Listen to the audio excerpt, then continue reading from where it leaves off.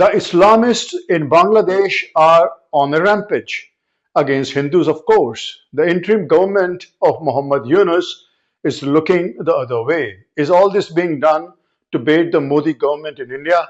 And now, when it plainly looks the agenda, could New Delhi take the extreme step of militarily settling the matter with Bangladesh?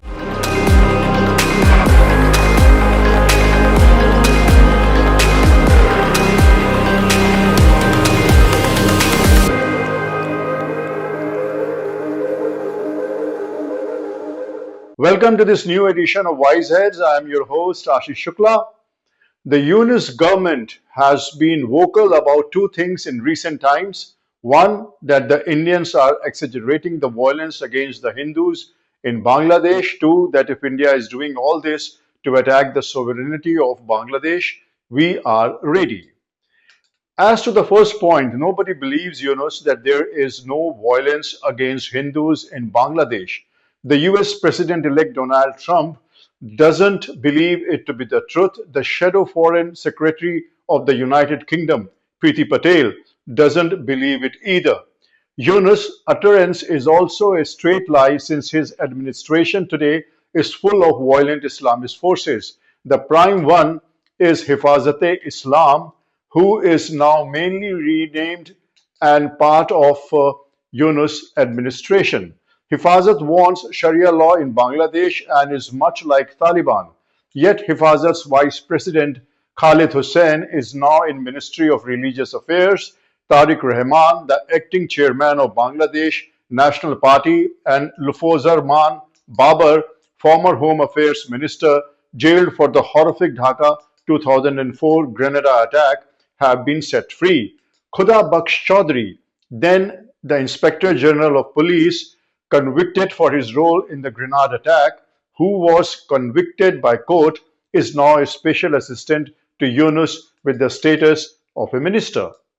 It is important at this stage to dwell on the background of Hifazat-e-Islam and Bangladesh National Party for your viewers to get a fuller picture. Hifazat is the new face of Jamaat-e-Islami. Jamaat-e-Islami was banned for their role in the 1971 War of Independence when the Pakistani armed forces were butchering and raping Hindus.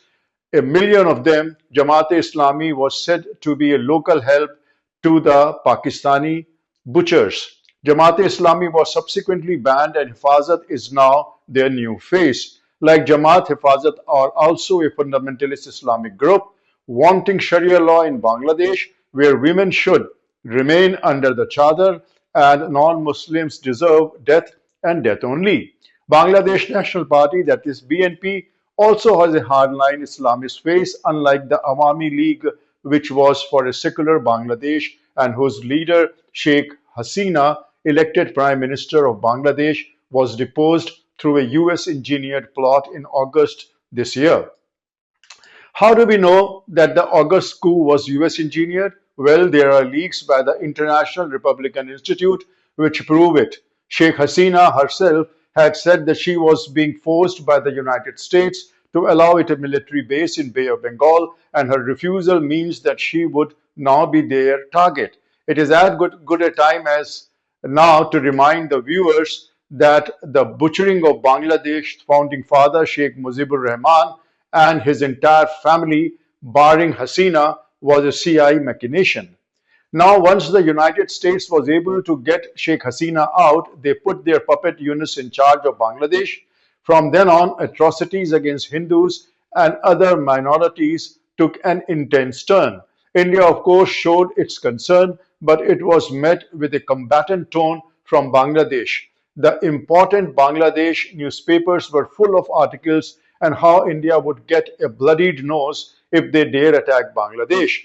They even advocated a nuclear treaty with Pakistan, that they would cut off chicken's neck in India's Siliguri to sever the entire northeast of India, that the 4,000 long border with Bangladesh would be very difficult for India to man and seal.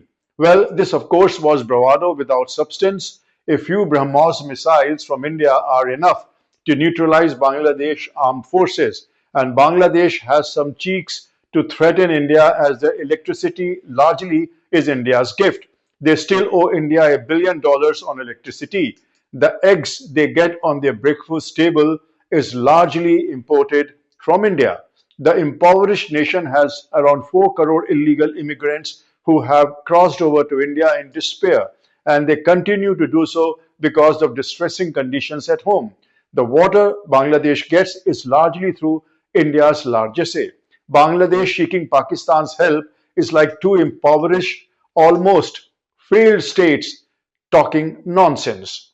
The important question is why Bangladesh is behaving the way they are doing. Since the US controls Bangladesh of today, it's in their interest to have a strategic military base in Bangladesh to keep both India and China on their feet. The fundamentalists in Pakistan and the ones in Bangladesh could incite similar forces in India and bring chaos, riots, and anarchy in India. And if India dares take military steps to safeguard its ethnic Hindus, Washington would be in a position to impose crushing sanctions on India. It is much like the playbook which they played in Ukraine. Ethnic Russians in Ukrainian territory were subjected to intense attack, so much so that Vladimir Putin was forced to take a military step. It is sanctions against Russia, the United States hoping Putin would fade away and Russia is broken into pieces. The same is the modus operandi they have in mind against India.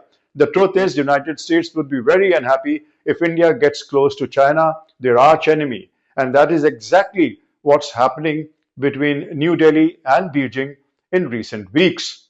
But Yunus doesn't understand one thing. History shows us that being a vassal to the United States brings only disaster.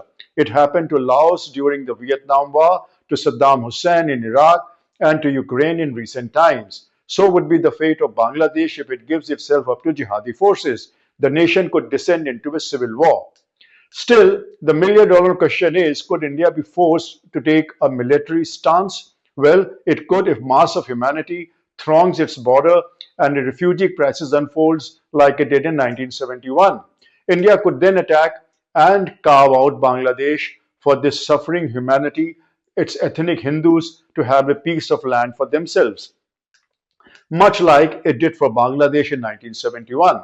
It would be history's cruel irony that India, which gave birth to Bangladesh, would also be forced to break it up now.